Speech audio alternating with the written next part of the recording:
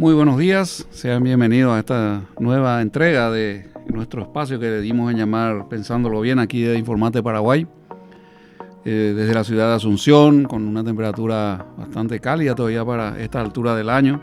Esto se mantendría todavía para el día de mañana domingo, tal vez hasta el lunes. Después ya vamos a tener registros de temperatura más bajas, podríamos decir un poco más agradables incluso en los picos, pero también acompañado de lluvias, por lo cual estos días soleados que estamos teniendo ahora mismo, vamos a tener una semana con más nubosidad y más inestable. Les invitamos a que se comuniquen con nosotros al 992-659-000, la red social X @infopi.radio, la www.informatepi.com/radio. Son los mecanismos, los medios que hemos establecido para que ustedes también puedan interactuar con nosotros, puedan hacernos saber sus opiniones, comentarios, sugerencias que nos van a enriquecer también en este intercambio que pretendemos sea constructivo para todos. De 9 a 11 de la mañana, todos los sábados, estamos con esta propuesta, combinando buena música con comentarios de actualidad.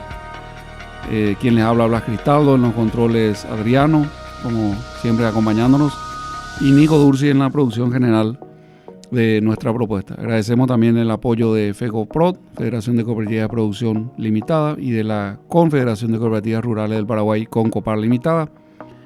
Gracias al apoyo de estas entidades también podemos llegar con ustedes o a ustedes con nuestra propuesta. Y vamos entonces al primer momento musical de la mañana, de la mano de Adriano. Esperamos que ese momento también sea para ustedes de disfrute y sea agradable para cada uno de los que nos está oyendo esta mañana en Informate Paraguay. ¿Querés leer noticias sin manipulación? Entonces visita www.informatepi.com www.informatepi.com, un diario de frente con la verdad.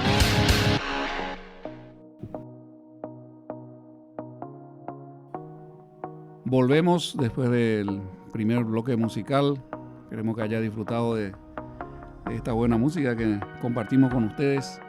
Agradecemos una vez más también el apoyo de nuestros auspiciantes, la Federación de Cooperativas de Producción Limitada, FECOPROD, la Confederación de Cooperativas Rurales del Paraguay, CONCOPAR Limitada, entidades que están siempre objetivadas al desarrollo rural vía el asociativismo, vía el encadenamiento de cadenas de valor, si vale la redundancia, buscando de esta manera que la gente sea protagonista de los desarrollos de sus propias comunidades, de sus propias familias, y vayan cambiando con responsabilidad y con una visión de autogestión y autoayuda el entorno en el cual se desenvuelven.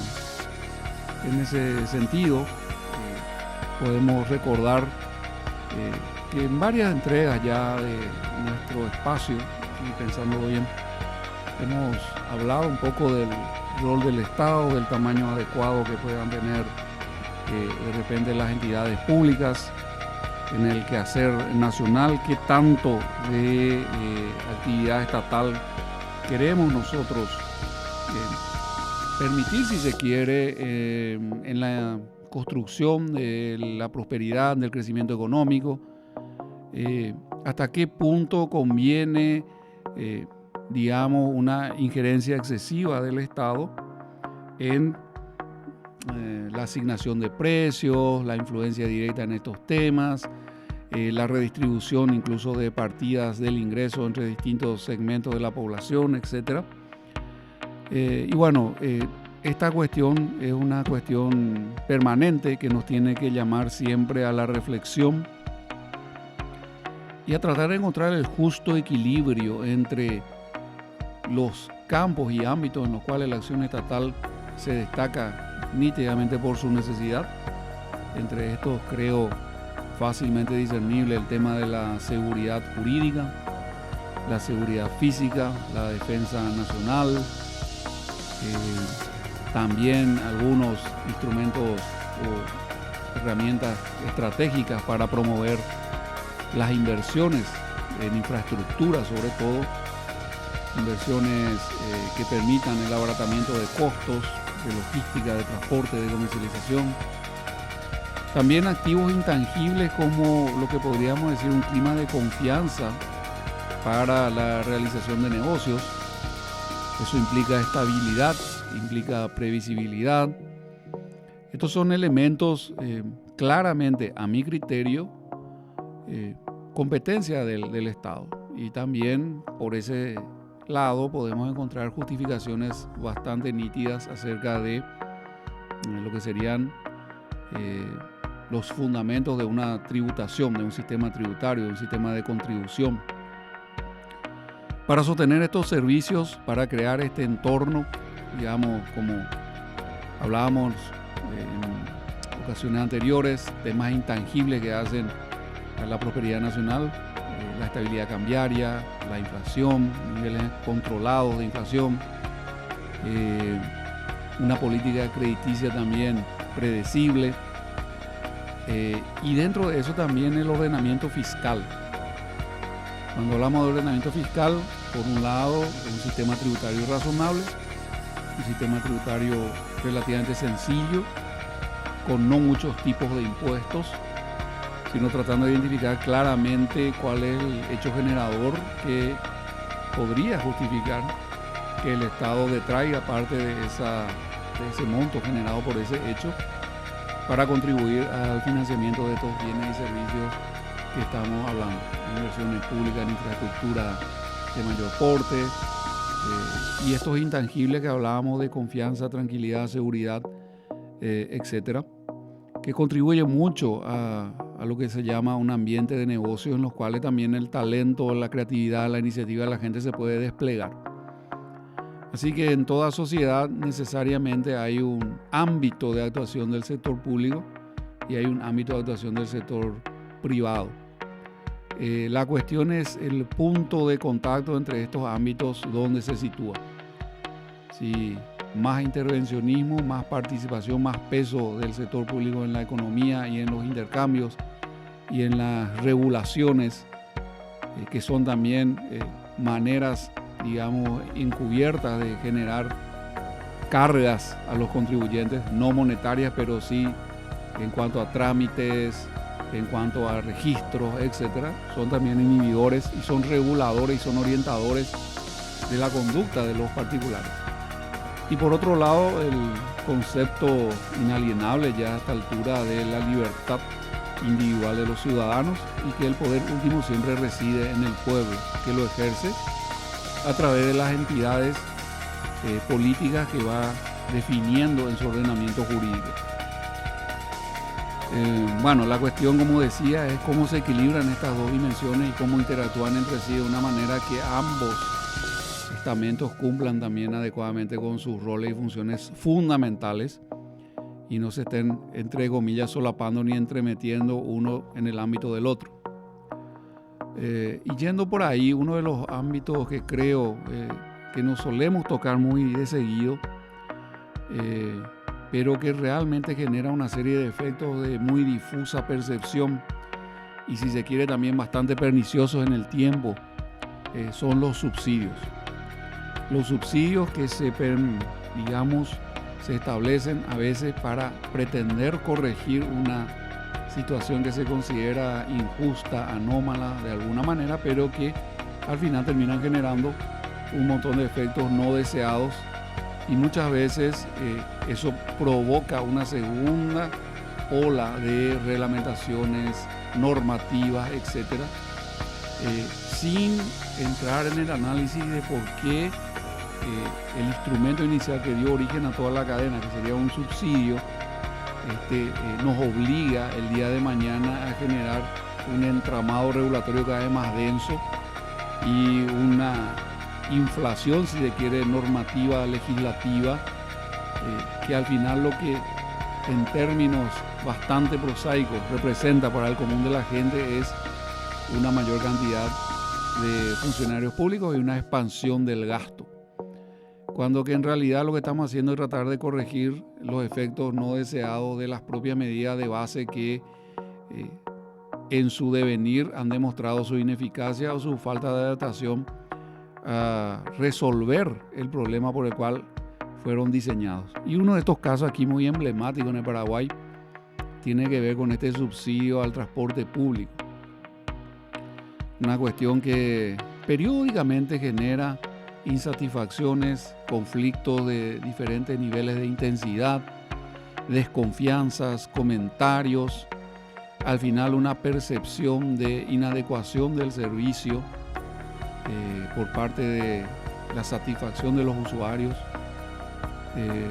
Vemos frecuentemente unidades mal acondicionadas, vemos frecuencias para desplazar a la gente que hace que ésta tenga que tener largas esperas en las paradas, esperando, aguardando que aparezca la unidad que le ha de transportar. Eso a su vez hace que se tengan que despertar mucho más temprano, tengan que llegar mucho más tarde, restando el tiempo de compartir con su familia, etcétera, etcétera, etcétera.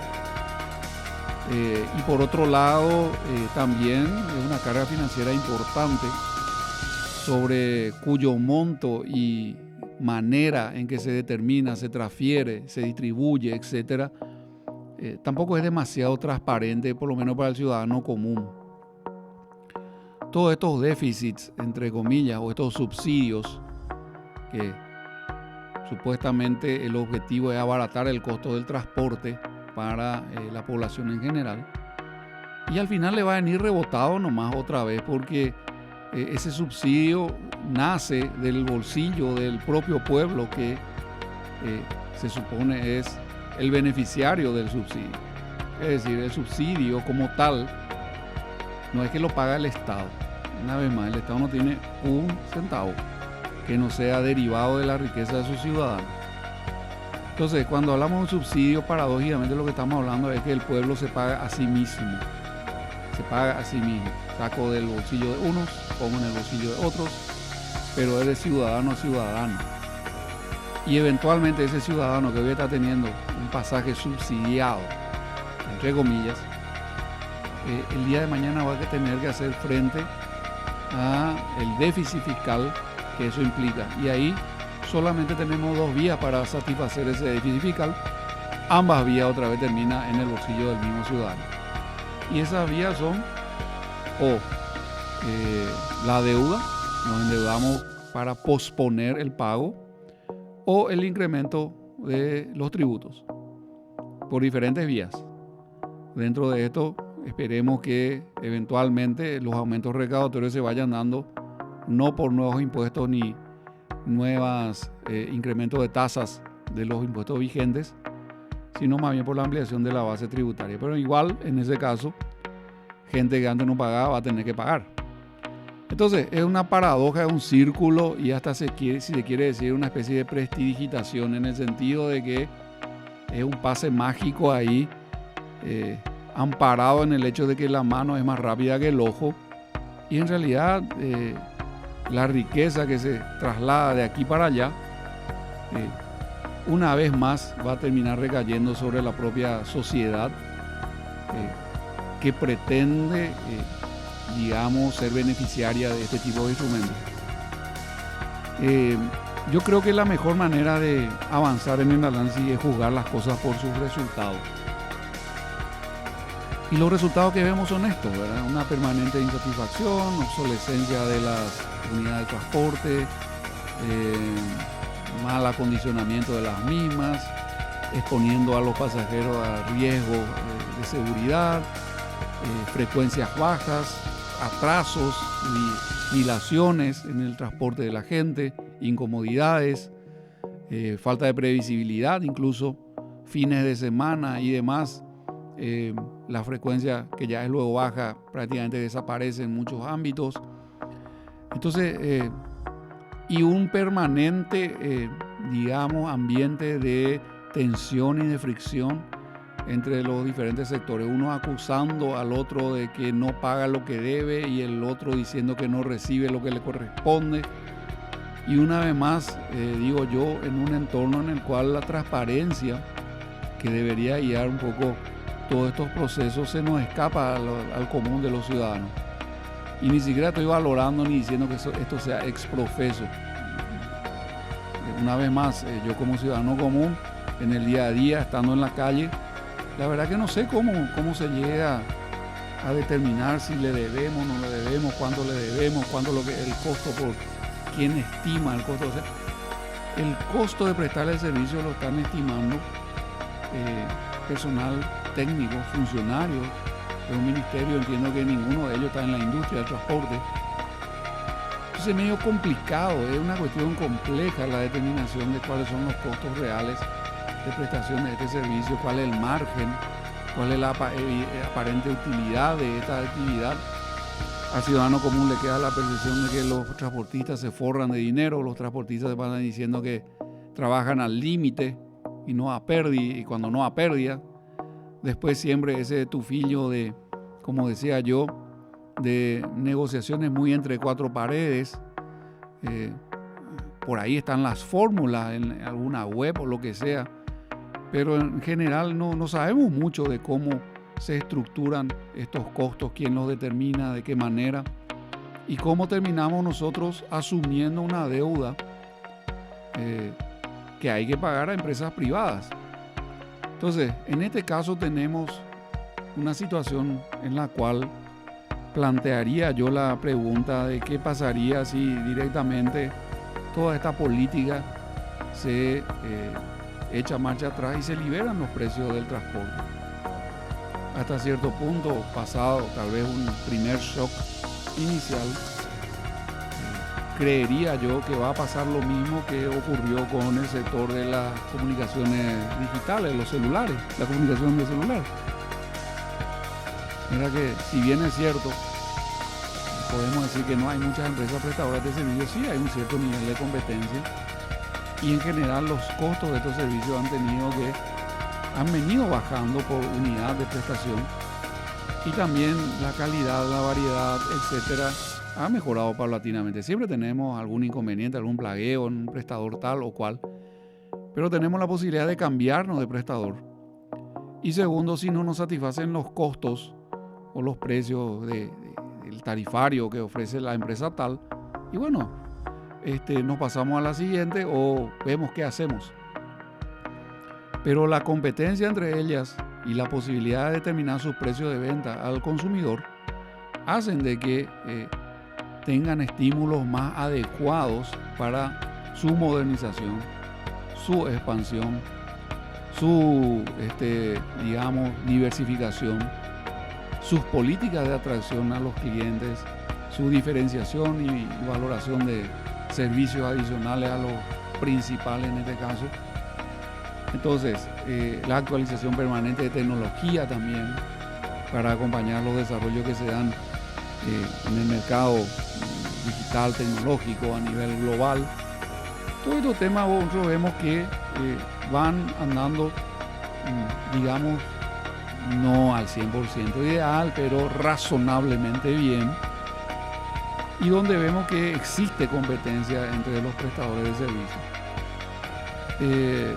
Quiero que hagamos el ejercicio mental de pensar qué hubiese pasado con ese rubro de actividades si hubiese quedado restringido a un monopolio ejercido por Copaco, como tenemos en el caso de la electricidad, o un monopolio que ejerce la ANDE. Y creo que todos los que están escuchando estas reflexiones casi que vamos a tener la unanimidad de que van a decir de que no, ni ahí. Estamos así, aunque no es el paraíso, estamos mucho mejor de lo que pensamos que hubiésemos estado con un esquema en el cual hubiese o regulación de precios o prestación de estos servicios a través de empresas públicas. Entonces, todo mecanismo que falsee el sistema de precios, que es lo que hace que funcione una economía libre, va a producir necesariamente en el mediano o largo plazo un desplazamiento de los objetivos iniciales hacia efectos no deseados y que van a tener que generar seguramente una segunda ola de intervenciones cada vez más profundas. Ahora estamos en un brete, parece que no sabemos para dónde disparar con este tema que nosotros mismos nomás nos creamos. Y yo insisto, el Estado regulador y contralor puede establecer las condiciones mínimas para prestar este tipo de servicios, pero así como lo hace con el espectro de celulares y demás, de comunicación celular, pero no meterse en la determinación de precio y mucho menos subsidiar las tarifas por una cuestión de supuesto interés social, porque a la larga, detrás del denominado de interés social, lo que va a venir es una factura más grande para todos. Entonces, queriendo hacer bien, hacemos mal. Y no sé cuántos años más vamos a empecinarnos en que este sistema obsoleto y disfuncional siga vigente y generando todos estos efectos negativos.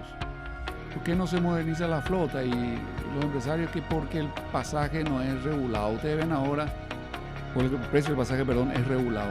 Ustedes ven ahora los cartelitos que tienen los buses ahí en el costado, donde habla de que los transportistas no fijamos ni el precio, ni la tarifa, ni nada. Eso es cosa del Estado. Por lo tanto, si tenemos unidad obsoleta, es culpa del Estado.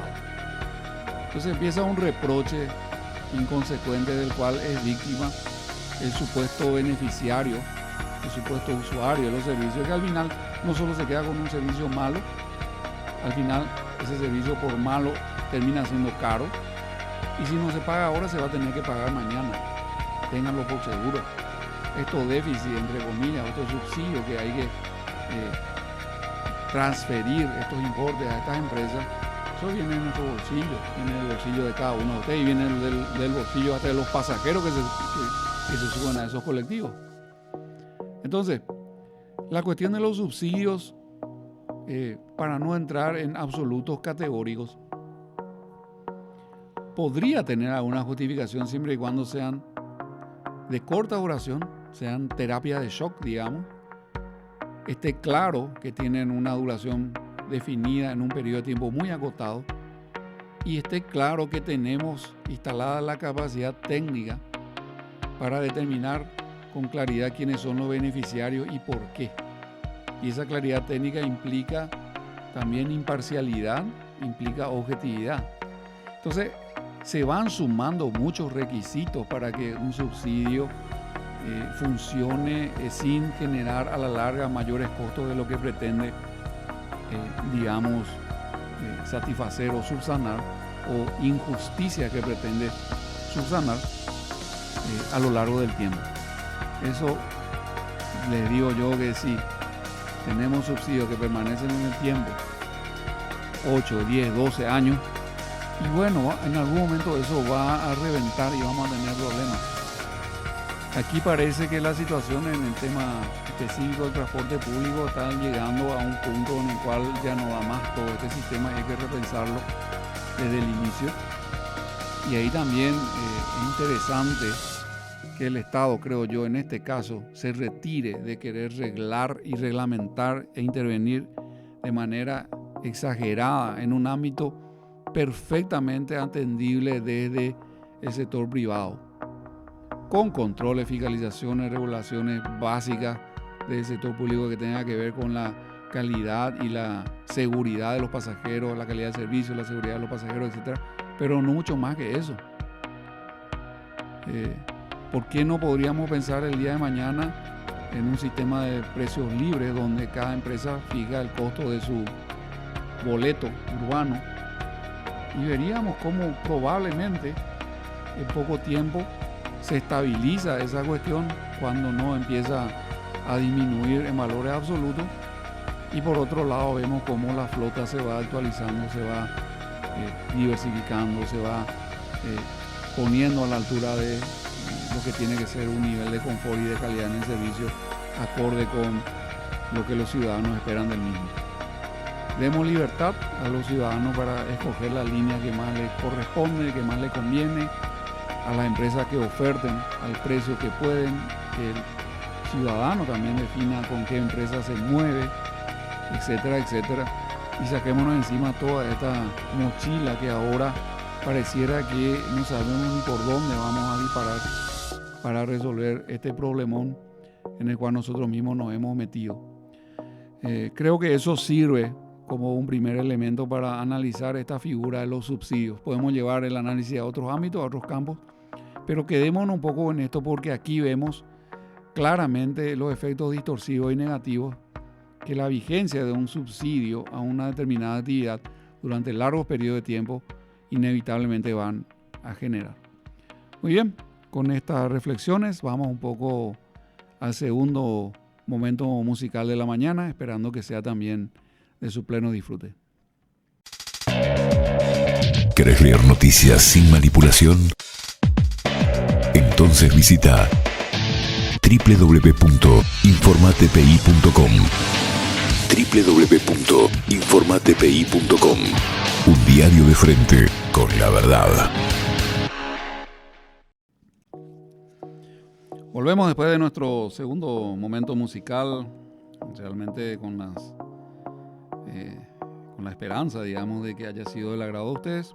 Les recordamos los medios que tienen para comunicarse con nosotros, el 992-659-000, la red social x @infopi.radio, la www.informatpi.com/radio.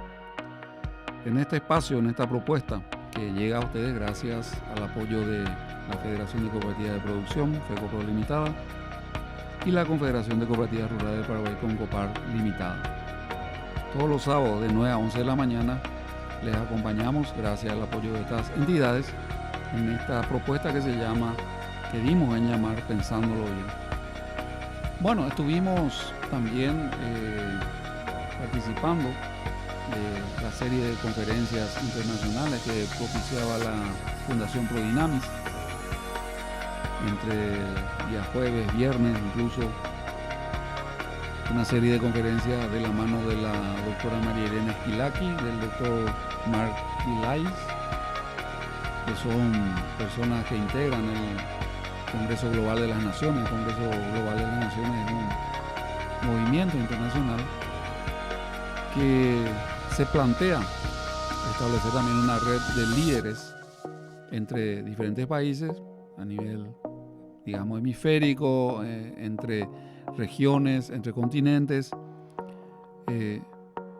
promoviendo lo que decíamos, un liderazgo basado en una determinada cosmovisión, en un conjunto de principios, valores e ideas, como para que en el momento en que tengamos que interactuar entre todos en nuestras respectivas sociedades, nosotros podamos orientar también el ejercicio de la política, porque en una democracia como en la que nos desempeñamos nosotros, vivimos nosotros, en un sistema que tiene esa filosofía formalizada a través de una constitución y un ordenamiento jurídico, en ese sentido,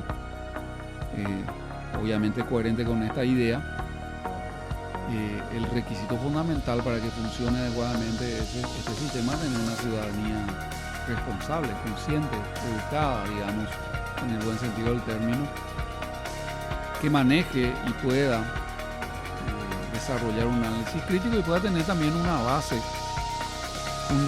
podríamos llamarlo un filtro. Mentalmente todos tenemos un filtro que aplicamos a diferentes situaciones, y el filtro tiene que ver con nuestras convicciones profundas, con lo que la experiencia empírica de nuestra vida ha demostrado que funciona, con incluso la opinión y el parecer de otras personas de nuestro entorno. Podríamos llamar eso la especie de sanción moral que nuestras acciones, nuestras actitudes, nuestras conductas generan en otras personas.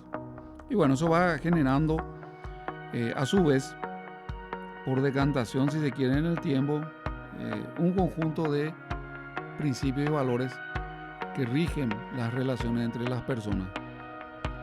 El Congreso Global de Naciones es una entidad que busca, decíamos nosotros, promover un liderazgo activo en los países, estableciendo también una identificación clara de cuáles serían estas bases de principios que han permitido que lo que podemos llamar el Occidente, y con énfasis en el Occidente judeocristiano, haya alcanzado niveles de prosperidad y niveles de bienestar en lo físico y muchas veces también en lo cultural y espiritual muy altos, y con un alcance insospechado para la gran masa de su población integrante, en proporciones prácticamente impensable hasta bien entrado el siglo XIX.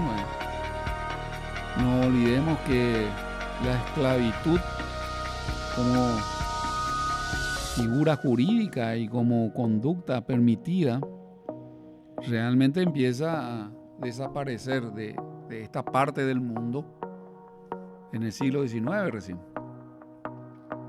Hasta 1860 teníamos todavía en Estados Unidos que pasar, o tenía Estados Unidos que pasar por una guerra civil por este tema. Rusia, el gran estado territorial, un continente en sí mismo, también ahí por 1860-61 recién termina dando la liberación, digamos, liberando la servidumbre o de la servidumbre a la gran masa de su propia población, porque ahí, a diferencia de otras sociedades, la servidumbre se ejercía sobre personas de su misma población, de su misma cultura, y idénticos en todo a los amos, digamos, racialmente, culturalmente. Entonces, una institución bastante más peculiar, pero que al fin y al cabo era eso, era esclavitud. Al ciudadano, en ese momento todavía no era ciudadano, porque no era sujeto de derecho, a la persona, digamos, del campesinado ruso, que era más del 80% de la población, se le conocía con el mote de almas. Sí, cuando uno vendía una propiedad, decía, bueno, una propiedad rural de tantas hectáreas o lo que sea, se decía, bueno, se vende el bosque tal, se vende el estanque y se venden las almas que hay ahí, es decir, la población que residía ahí. Era un eufemismo para decir que te estoy vendiendo la tierra con la gente que ahí vivía, porque esa gente no tenía ciudadanía y no tenía, digamos, personería jurídica propia. Pues bien, entonces, este conjunto de principios que debe guiar la convivencia de las personas tiene que tener un fundamento, y dentro de eso el Congreso Global de Naciones busca difundir estos principios e influir en los liderazgos que existen en las diferentes naciones del mundo. Parte importante de estos principios tiene que ver justamente con lo que hablábamos en el bloque anterior: la libertad y la relación del ciudadano, de la persona, de la familia o de las familias con el Estado, y cuál es la justificación de la acción del Estado en la vida cotidiana. Es decir, cuál es la relación de poder, de dónde va el poder, del ciudadano al Estado o del Estado hacia el ciudadano. Si nosotros tenemos una visión colectivista de las cosas, la relación de poder va del Estado al ciudadano. Si tenemos una visión basada en el individuo, en su dignidad inalienable, en su igualdad evidente, como dice la Declaración de Independencia de Estados Unidos, que es evidente que los hombres han sido creados, y al poner el verbo creados ya entramos en otro plano de la discusión filosófica, iguales. Todos los hombres han sido creados iguales. Tener esta cosmovisión altera radicalmente lo que decíamos que era la relación de poder entre el Estado y los ciudadanos. Y dentro de esto nosotros abonamos también esta tesis, esta cosmovisión.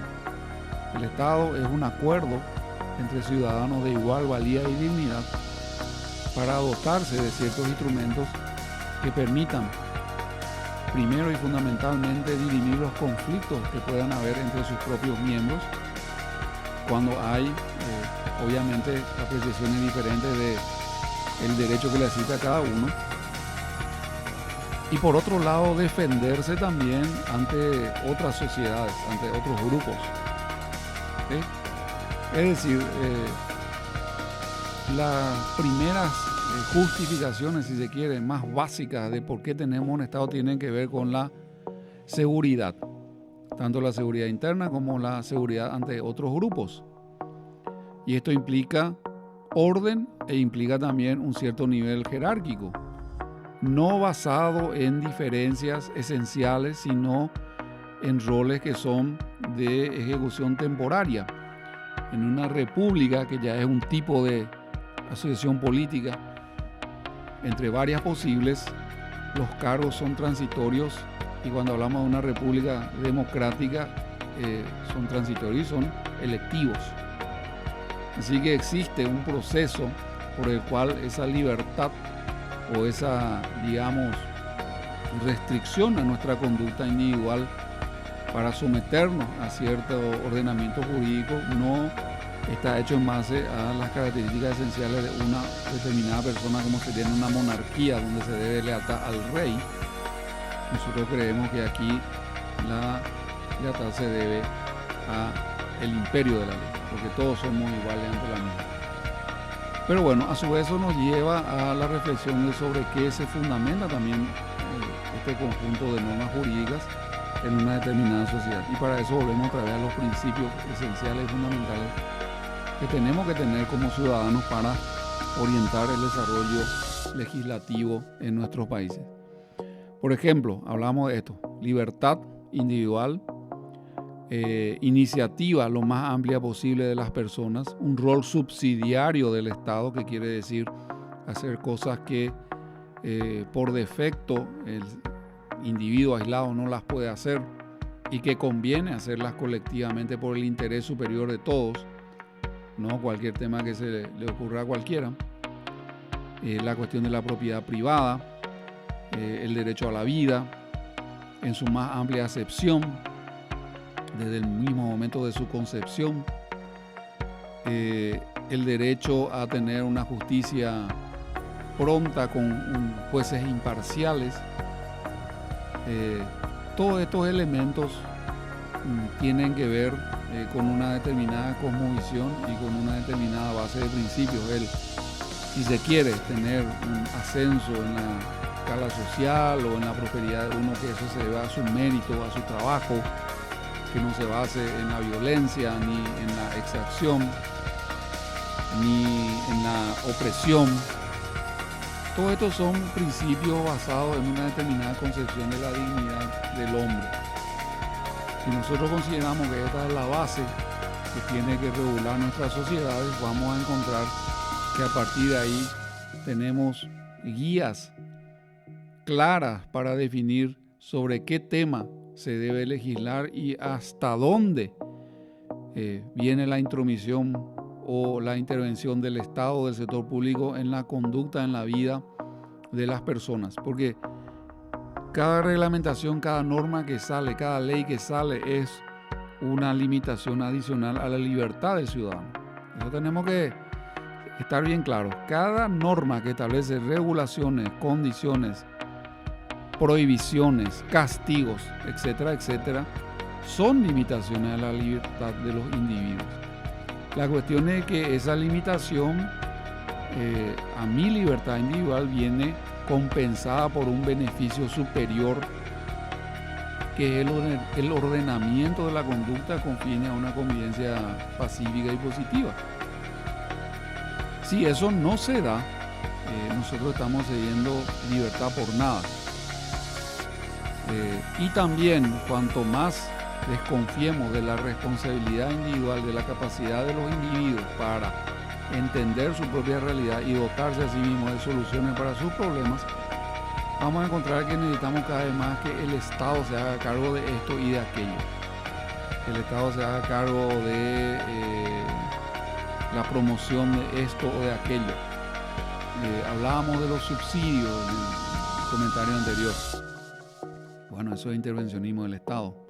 ¿Qué quiere decir eso? Que supuestamente el sector de prestación de servicios de transporte no se puede ordenar autónomamente entre sí o por sí mismo, que requiere que el Estado intervenga, restándole libertad a las empresas y a los consumidores de ese determinado sector. El monopolio, insisto, de la distribución de energía eléctrica, que me obliga a mí a tomar el servicio de un prestador, aunque no me satisfaga su servicio y aunque eventualmente considere que podría hasta dármelo en condiciones de menor precio. Pero bueno, entonces, todas estas cuestiones que tienen que ver con la libertad individual, por ejemplo, Si nuestra base de partida tiene que ver con la desconfianza de que lo que une o lo que, digamos, integra las relaciones entre los miembros de una sociedad no es la cooperación, no es la solidaridad, no es un sentido común de intereses que hace que contribuyamos a un esfuerzo nacional, sino el odio, la división, la competencia, el, digamos, triunfo del fuerte sobre el débil, etcétera, etcétera. Nosotros vamos a tener ordenamientos jurídicos muy diferentes. En el primero de los casos vamos a tratar de darle el mayor lugar posible al digamos, ciudadano particular, porque confiamos que tiene discernimiento y tiene capacidad para hacer un uso relativamente juicioso de esa libertad, y el Estado interviene solamente cuando ese presupuesto demuestra haber fallado. Y en el otro, al revés, desconfiamos de las personas y decimos que tenemos que controlarlas de una manera cada vez más intensa, y le restamos libertad en diferentes aspectos, y eso incluso se puede ver hasta en sociedades como la nuestra, en la cual te queremos decir de que somos todavía bastante libres en aspectos tan prosaicos como la cantidad de reglamentaciones y la cantidad de trámites que tenemos que hacer para hasta ejercer nuestro propio trabajo. Antes de generar una sola factura de venta de servicios, si uno tiene que hacer las cosas o quiere hacer las cosas como ordenan las diferentes reglamentaciones y demás, pues bien, uno tiene que pedir permiso para trabajar y tiene que gastar plata para que le permitan trabajar el día de mañana. Entonces, este tipo de concepciones y de justificaciones del accionar del Estado viene determinado por esa cosmovisión básica que decíamos, y en ese sentido el Congreso Global de las Naciones nos ha invitado a reflexionar sobre todas estas dimensiones y proponiendo una cosmovisión de las cosas basada en la inalienable dignidad del ser humano y en la capacidad que tiene de generar la mayor parte de las soluciones por propia iniciativa, por propio interés incluso, sobre la base más bien de la cooperación orgánica entre los integrantes de una sociedad, de un grupo, y no necesariamente sobre lo que decíamos, las relaciones más bien de competencia, de odio y demás entre los integrantes de la misma.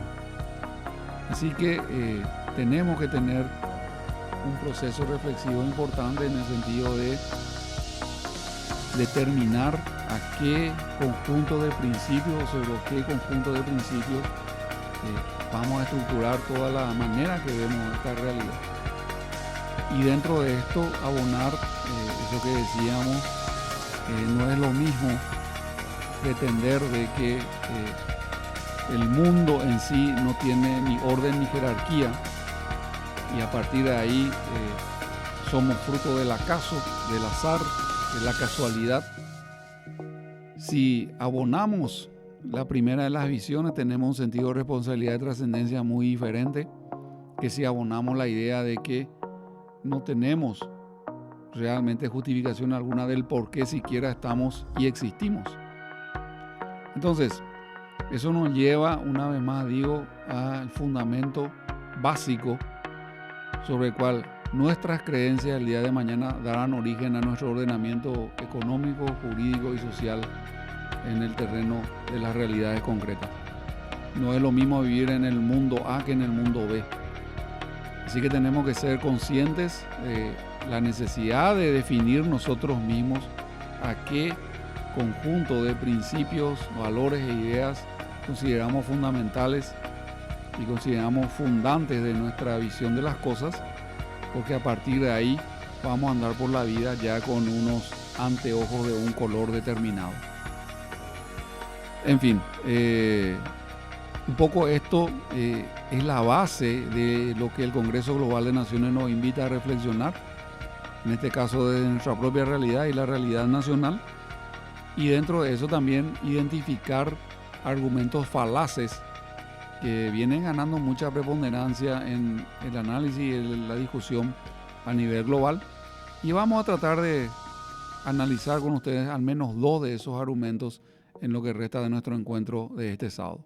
Vamos entonces al siguiente bloque musical y a la vuelta de eso vamos con lo que podríamos llamar 2 falacias, ahora que el denominado globalismo internacional plantea a las sociedades del mundo. ¿Querés leer noticias sin manipulación? Entonces visita www.informatpi.com. www.informatpi.com. Un diario de frente con la verdad. Volvemos entonces de este intervalo musical con el que pretendemos también amenizar un poco la jornada y que de repente nos desestresemos un poco del nivel de análisis tan abstracto con el cual vamos introduciendo algunos temas. Pero ahora queremos aterrizar un poco más. Hablábamos de la propuesta del Congreso Global de Naciones, la necesidad de que como ciudadanos nosotros tengamos una capacidad crítica, y eso pasa por tener una identidad propia y tener muy firme en ese nivel en qué creemos y en qué no creemos. Bueno, y dentro de esa capacidad que queremos ir instalando también en los liderazgos a nivel nacional e internacional incluso, se han planteado 2 grandes temas que, si se quiere, están muy vigentes en la consideración de la opinión de todo el mundo ahora mismo. Uno de ellos tiene que ver, o el primero de ellos tiene que ver con un plano económico, y la cuestión en ese sentido sería la idea de que los recursos del mundo son limitados y se están agotando.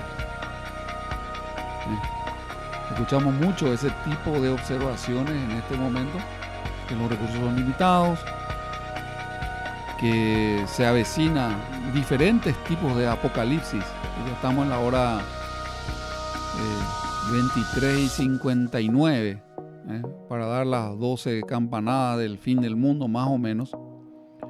¿Por qué? Porque cada vez vamos a tener menor disponibilidad de bienes, servicios, etcétera, etcétera.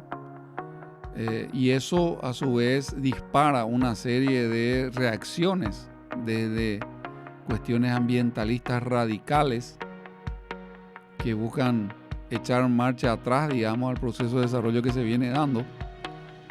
Y por otro lado, dispara también un intervencionismo estatal exacerbado, en el sentido de que si realmente el tamaño de la torta, si se quiere llamar así, es fijo, alguien tiene que definir eventualmente cuál es la porción que le corresponde a cada uno, y no tanto así de que la porción que me corresponde a mí yo me la he ganado.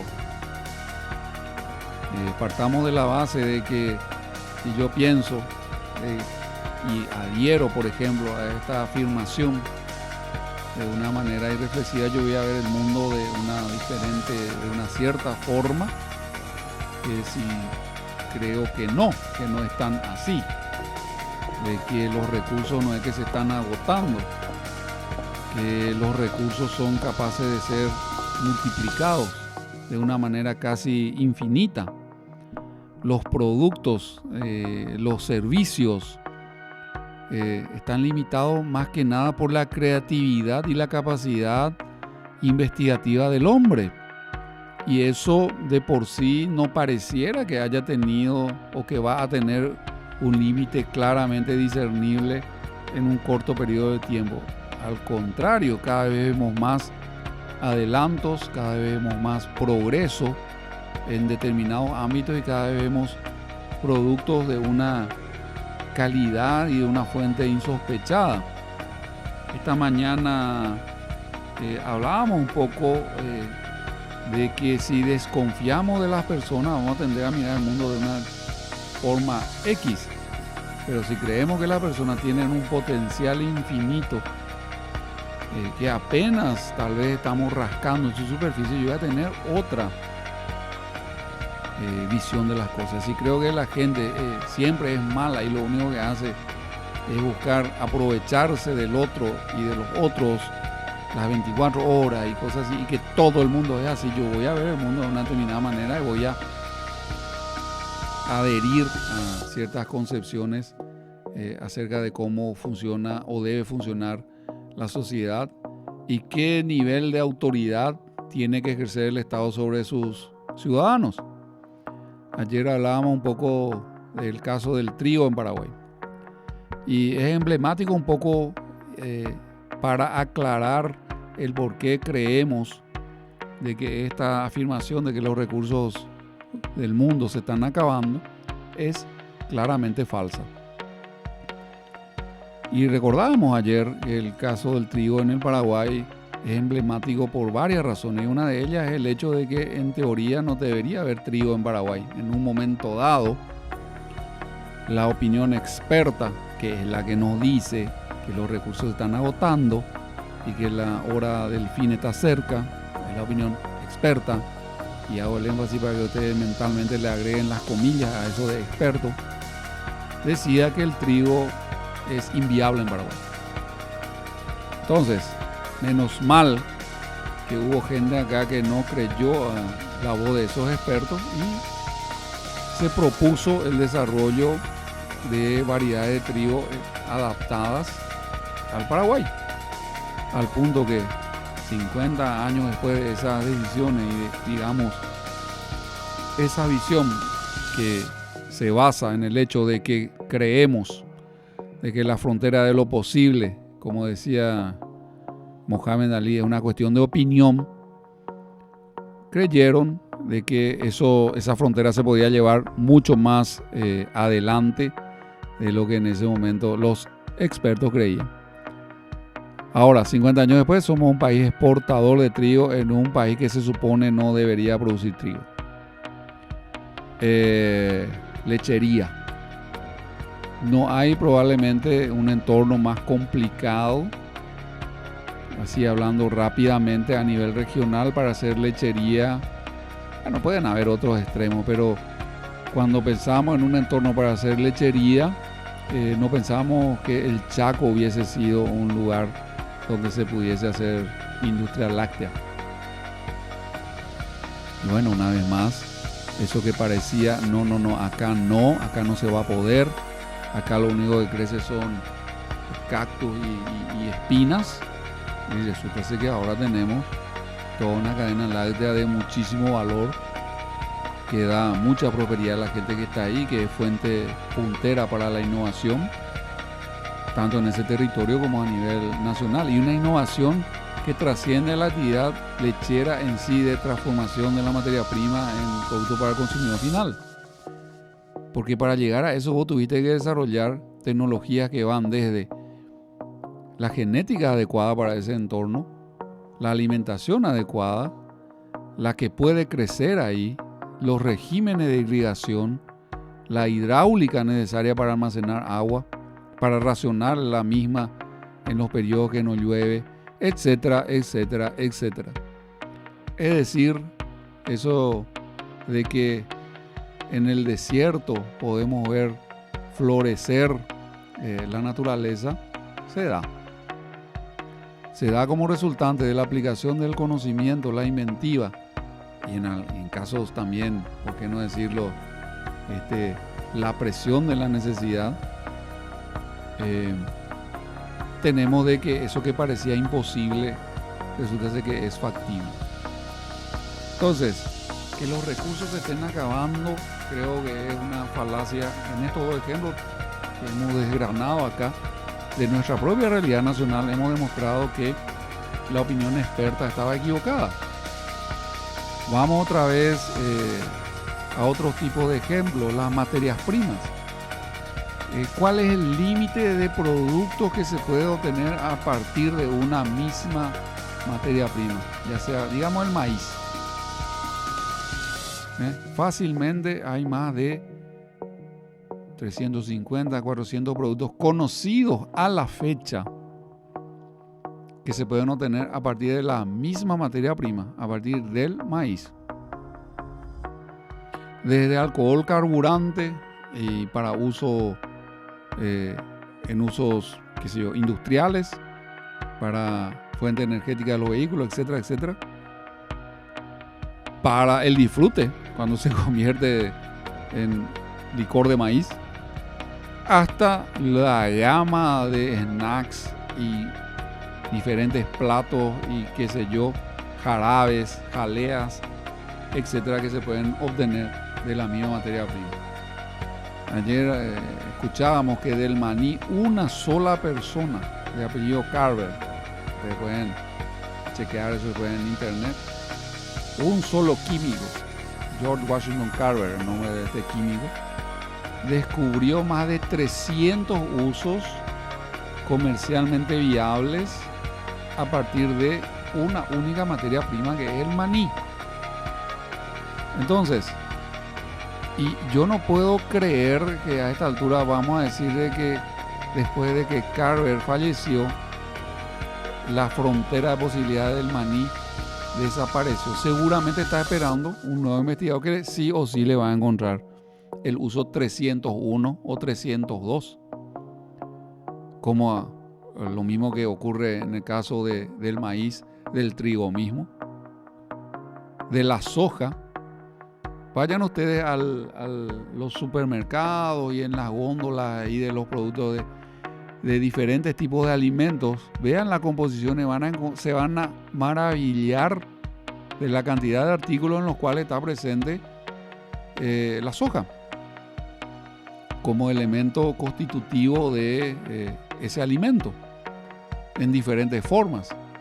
Y yo estoy convencido de que también en este caso estamos lejos de haber agotado todos los posibles usos que se van a descubrir. O sea, cuando yo digo de que no se puede hacer más nada, yo estoy diciendo, señores, cerramos la capacidad al ser humano de seguir creando, de seguir innovando el día de mañana. Ya decimos de que todo lo que podría ser descubierto ha sido descubierto. Yo creo que eso es una irresponsabilidad demasiado grande. No resístelo al más mínimo análisis ni al más básico de los sentidos comunes. El ejercicio básico del sentido común. Que yo en un momento dado de la historia diga, señores, ya hemos descubierto todo, así que lo único que nos resta es mirar el declive de absolutamente todo. Yo creo que es una cosa que no resiste el análisis. Entonces, cuando decimos que los bienes del mundo, los recursos naturales, están, digamos, siendo agotados, estamos diciendo eso. No creemos que la gente que va a venir después de nosotros va a tener el mismo nivel de inteligencia y creatividad que nosotros ya tuvimos. Y estamos diciendo no van a poder encontrar soluciones para responder a sus nuevos desafíos. Vamos a la arena. La arena, sí, así como ustedes escuchan, la arena. Resulta que ahora la arena es fundamental, básica y tiene un valor de mercado increíblemente interesante, pero bajo el formato de los circuitos conductores de sílice, de los procesadores, de los chips de informática. Nosotros no hubiésemos tenido esta revolución tecnológica que ahora, digital tecnológica que ahora tenemos, si no hubiésemos podido desarrollar este aparato, digamos, este mecanismo de transferir información y energía y qué sé yo a través de un conductor barato y sumamente eficiente. Resulta ser que el conductor más barato y más eficiente es el sílice, y el sílice es arena, ¿sí? Básicamente arena. Entonces, de no sé ni decir bien, porque la arena ni siquiera hasta ahora decimos que no sirve para nada, resulta ser que es de eso tan menospreciado, hemos encontrado la manera de generar algo que se ha convertido en el nervio fundamental de la revolución digital tecnológica de nuestros días, y que las posibilidades de aplicación de esta tecnología, yo no creo que nadie pueda decir que están cerradas. Ya se hizo todo lo que se podía hacer con esa tecnología. Así que cada vez que vemos situaciones desafiantes para la humanidad, vemos también en la historia que la gente ha aplicado su inteligencia, su creatividad, su esfuerzo para generar soluciones que le permitan no solo sobrevivir, sino vivir cada vez mejor. Y en este momento vivimos en una sociedad con niveles de bienestar material insospechados para lo que sería solamente tal vez unos 100 años atrás, y para una cantidad de personas también insospechadas para menos de 100 años atrás. Los niveles de conocimiento nuevo que se generan cada día se dice que se duplican geométricamente, ¿sí? En los últimos tal vez 2 o 3 años se ha producido más conocimiento y más investigación que tal vez en todos los 6.000 años de historia de la humanidad, desde que empezó a desarrollar alfabetos escritos hasta ahora. Es decir, estamos muy lejos de haber alcanzado esa supuesta frontera donde los recursos ya no van a dar pie y no sé qué, y se están agotando todo.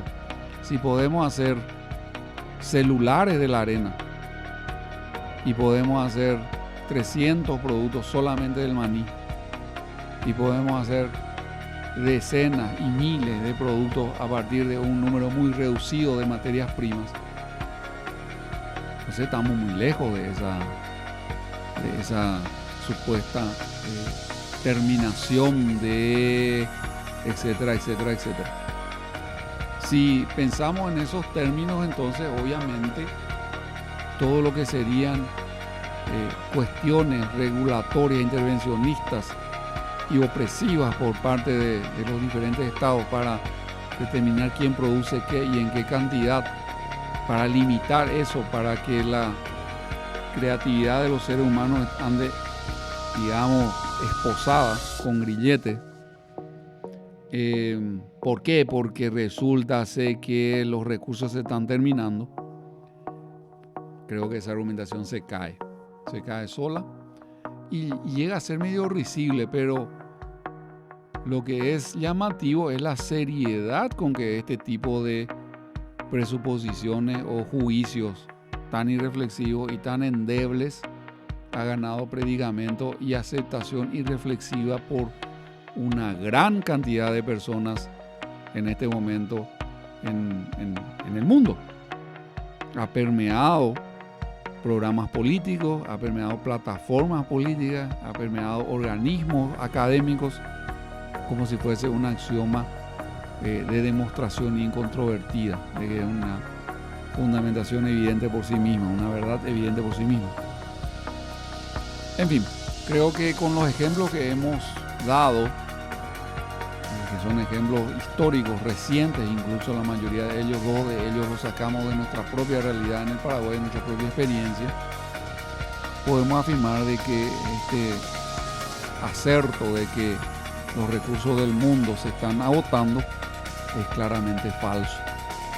Y si eso es así, déjense de ponerle límites a la creatividad de las personas y déjense de querer cuidar los tales recursos, porque lejos están estos de haber sido, digamos, utilizados en su absoluta y total gama de posibilidades. Yo creo que es demasiado evidente de que el ser humano tiene infinitas capacidades en ese sentido y de que es capaz de encontrar soluciones a desafíos de bulto, si se quiere, cuando se trata de enfrentar los mismos. Y eso hemos visto a lo largo de toda la historia del ser humano, ¿verdad? Hemos tenido varias revoluciones en la agricultura, varias revoluciones en la industria. Y bueno, cada una de esas revoluciones, cada uno de esos pasos en la cultura, en la tecnología, que han permitido construir la prosperidad de la cual disfrutamos ahora, fueron respuestas a situaciones desafiantes de ese momento. Y sigamos con esa convicción de que estamos lejos todavía de haber realizado toda la gama de posibilidades de desarrollo y de creatividad que tenemos como seres humanos, y que aplicando esa inteligencia, esa creatividad a la naturaleza, estamos lejísimos de, digamos, el fin o el agotamiento de la misma a todos los usos. Bueno, pasemos entonces, después de esto, disfrutar un poco de buena música, esperando también de que lo que les vamos a plantear en ese momento sea compartido también por cada uno de ustedes.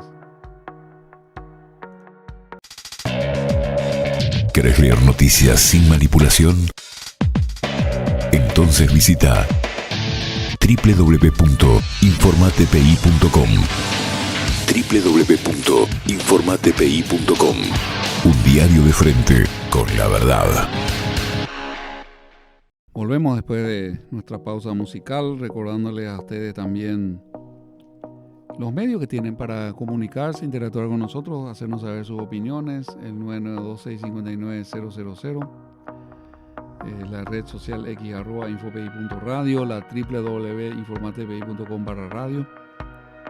Háganos llegar también sus sugerencias, comentarios, opiniones, temas de análisis, temas de debate, para que podamos aquí desarrollarlos y podamos también interactuar con cada uno de ustedes. Agradecemos también el apoyo que nos da la Federación de Cooperativas de Producción, la FECOPRO Limitada, y la CONCOPAR, la Confederación de Cooperativas Rurales del Paraguay, CONCOPAR Limitada, a nuestra propuesta que llega a ustedes justamente gracias al aporte y el apoyo de estas entidades. Todos los sábados de 9 a 11 de la mañana, pensándolo bien, es este espacio que compartimos con ustedes. Veníamos hablando en los bloques anteriores de diferentes temas que creo interesantes para el análisis, para poder tener una visión más crítica, más acertada, más reflexiva de la realidad que nos circunda, y dentro de eso poder ser ciudadanos conscientes y positivos para nuestra sociedad. Conscientes acerca de ver claramente sobre qué se fundamentan a veces ciertas afirmaciones, y consciente también de nuestra responsabilidad de pensar usando nuestro propio proceso mental y no solamente dejándonos guiar por opiniones a veces que en realidad ni siquiera son tales, son frases hechas que, como se dice cuando hablamos de lemas comerciales, pegan bien, son fáciles de retener y la gente eventualmente las va repitiendo de una manera bastante acrítica y se va instalando ya como verdad demostrada, ¿verdad? Sin someter la misma a una duda metódica y racional, positiva, constructiva, para desentrañar un poco si la relación de causa, efecto, etcétera, que pretende identificar esa afirmación es real, está anclada en algo que podríamos decir la praxis, la experiencia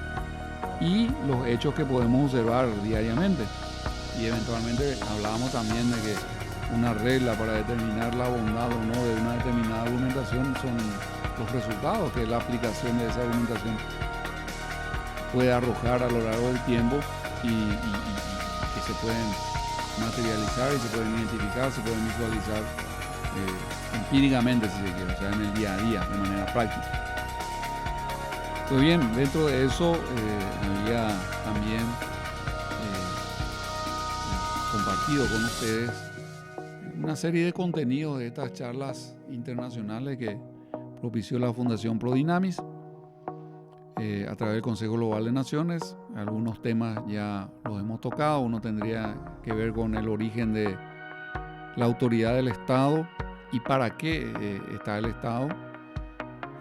Ahí compartíamos con ustedes la idea de que el poder último en una república democrática y que es realmente, digamos, una concepción filosófica muy sólida es que este poder reside en los ciudadanos que lo ejercen con conciencia y responsabilidad. Esas dos últimas condiciones son las que nos mueven también a nosotros para proponer espacios como este, donde justamente del debate y análisis de ciertos temas queremos que ustedes también desarrollen esa capacidad con nosotros y sean capaces de llegar a sus propias respuestas y no estén recurriendo justamente a ideas preconcebidas y preparadas por otros, no importa quién sea esa persona o qué nivel de autoridad, entre comillas, pudo haber tenido o dice tener por A, B, C o D. Y dentro de eso hablábamos de dos casos concretos en el Paraguay donde la opinión de expertos, entre comillas, decían que las condiciones no dan, era que era inviable hacer estas actividades en este país, en el Paraguay. Y hablamos del trigo, hablábamos de la producción de leche en el Chaco Central. Entonces, con el nivel de sofisticación y calidad que tiene ahora mismo. Entonces, a partir de ahí pasamos a una de las afirmaciones que, digamos, está dando vueltas por el mundo y que se va asentando como una verdad que ya no requiere mayor análisis y que tiene que ver con esta afirmación de que los recursos del mundo se están acabando, se están agotando y que eso justifica obviamente un mayor intervencionismo estatal. Y no olvidemos que intervencionismo estatal implica disminución de mis libertades como ciudadano, como persona. O sea, es una cuestión refleja, una cuestión simétrica. Cuanto más intervencionismo, menos libertad y punto.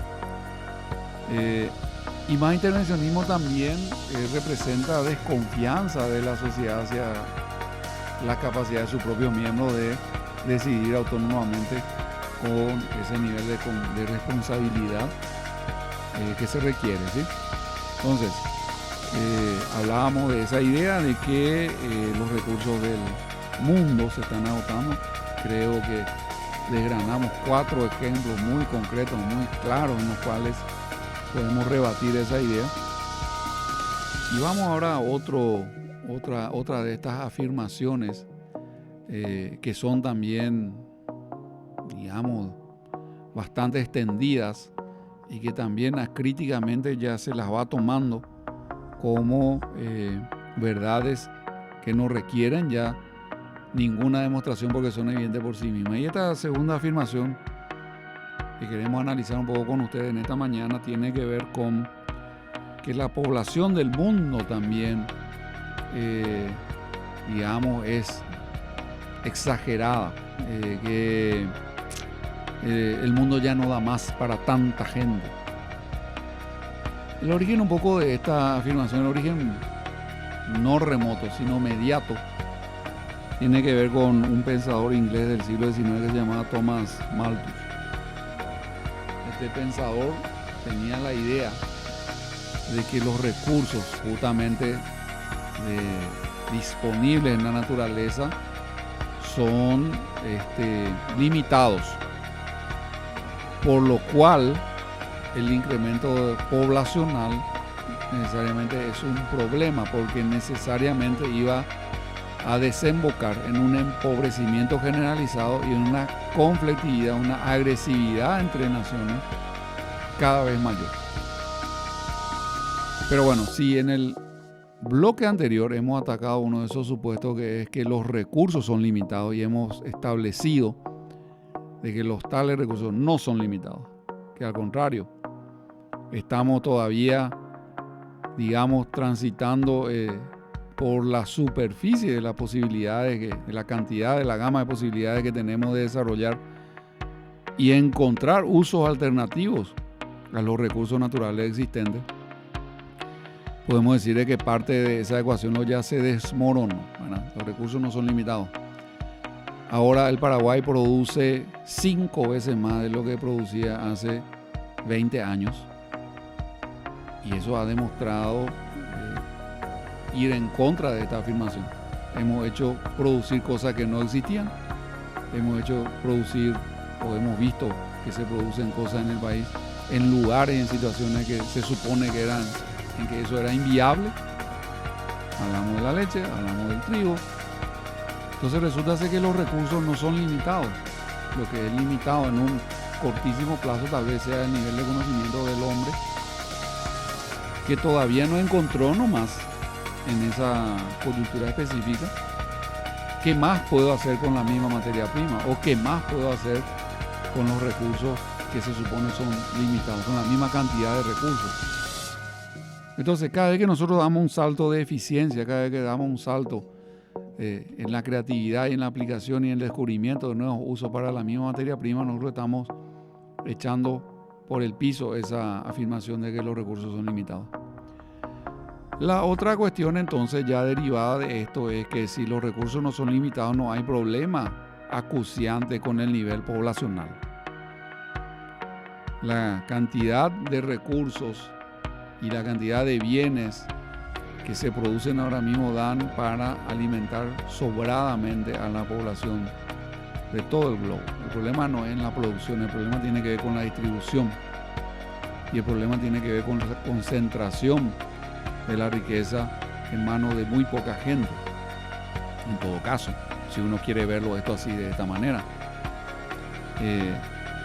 el potencial productivo ahora de un agricultor en este momento, con este nivel de avance tecnológico, e insisto, estamos lejos de haber alcanzado su límite último y máximo.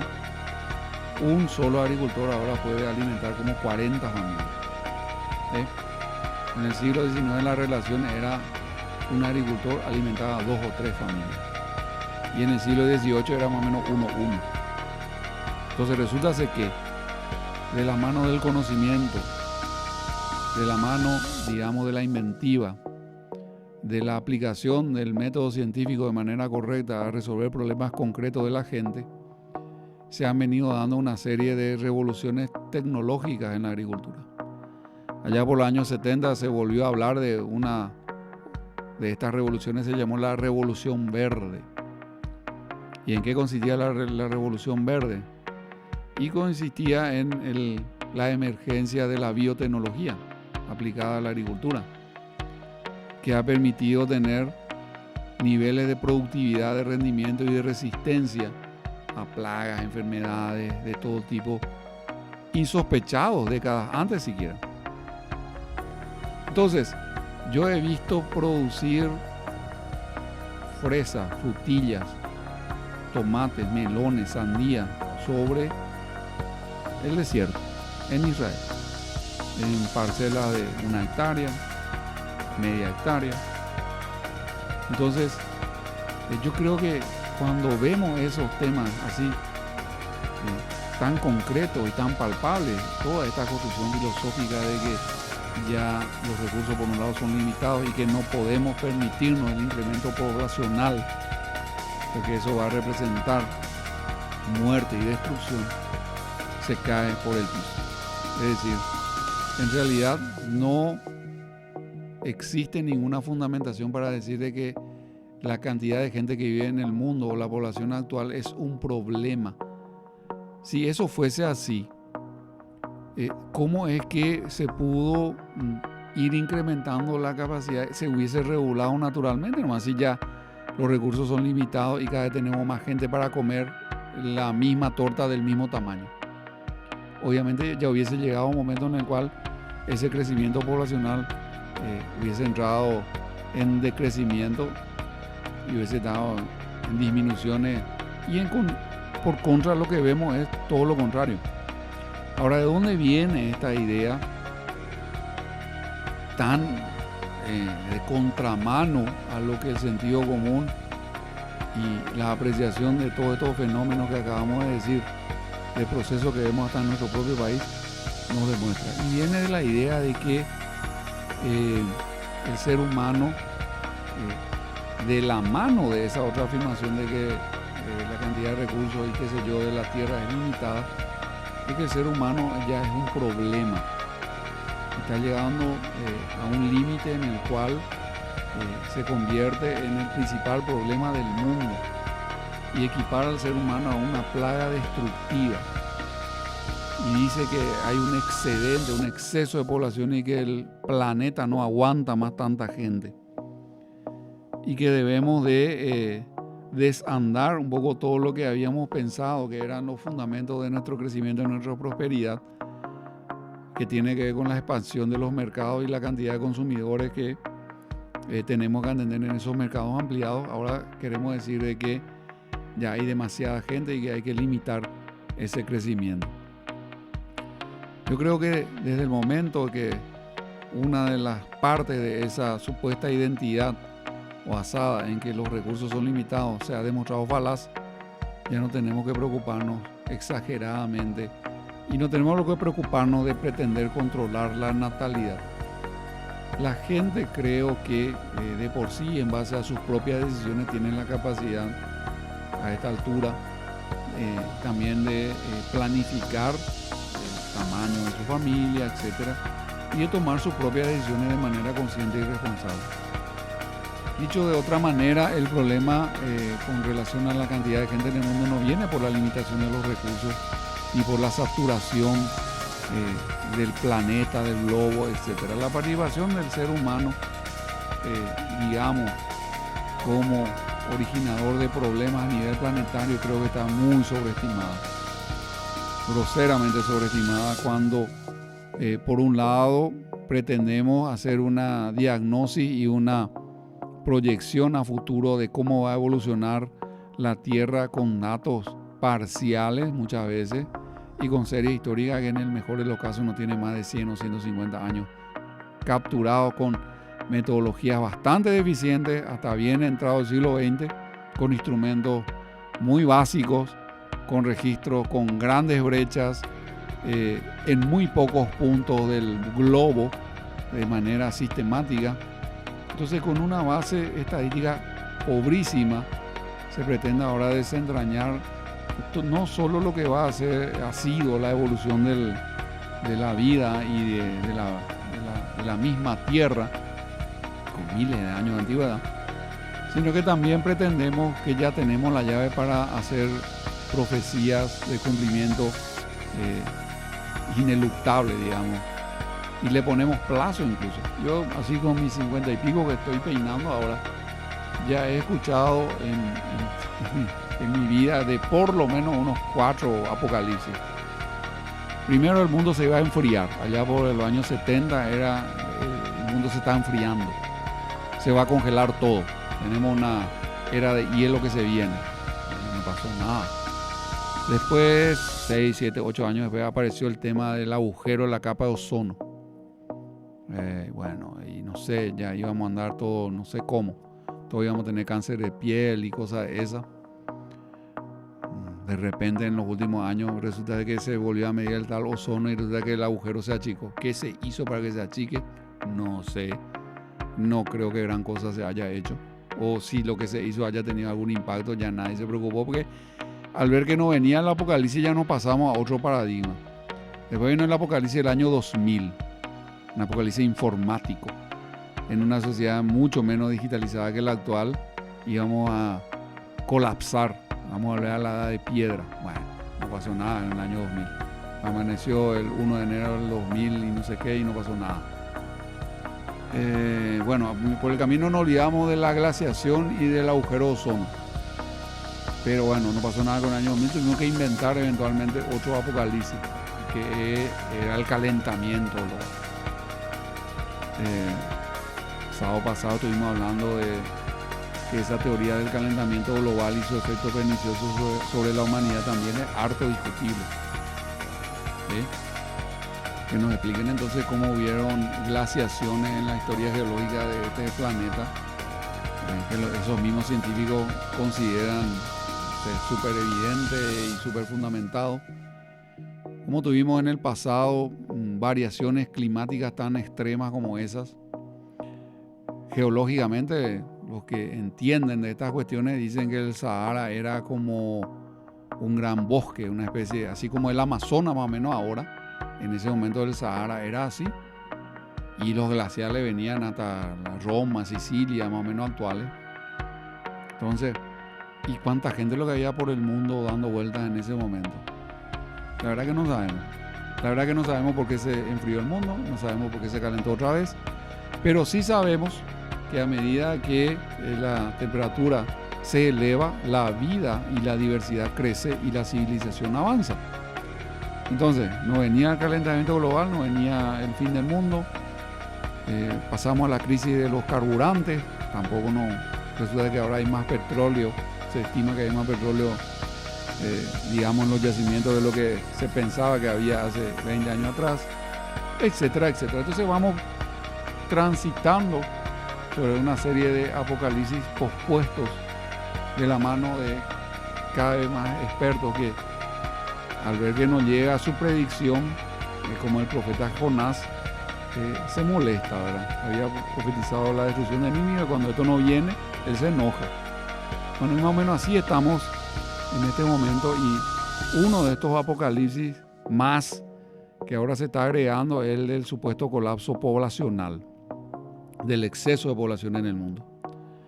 Y a partir de ahí empezamos, incluso con cosas bastante siniestras, como a plantear desde el aborto, la eutanasia, y vamos a llegar a la eugenesia. No se preocupen, vamos a llegar con eso. Que gente que si no tiene tal o cual configuración morfológico-anatómica, y bueno, vamos a descartarlo nomás, como hacían los antiguos espartanos y como quiso hacer Hitler en el siglo XX. Entonces, cuidado con estos elementos.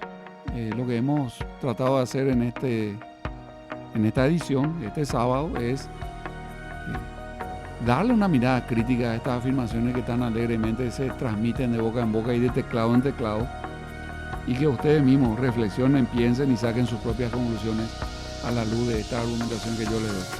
No se la crean mi argumentación, analícenla, critíquenla, piénsenla y hagan uso de ese hermoso cerebro que tenemos todos ahí en la caja craneana, que muchas veces está con poco uso, poco kilometraje todavía. Entonces, con esto nos despedimos de ustedes este sábado. Esperemos que la propuesta haya sido de su agrado y que sobre todo despierten ustedes el interés de seguir analizando y pensándolo bien acerca de todos estos temas. Nos vemos, si Dios quiere, el siguiente sábado. ¿Querés leer noticias sin manipulación? Entonces visita www.informatpi.com. www.informatpi.com. Un diario de frente con la verdad.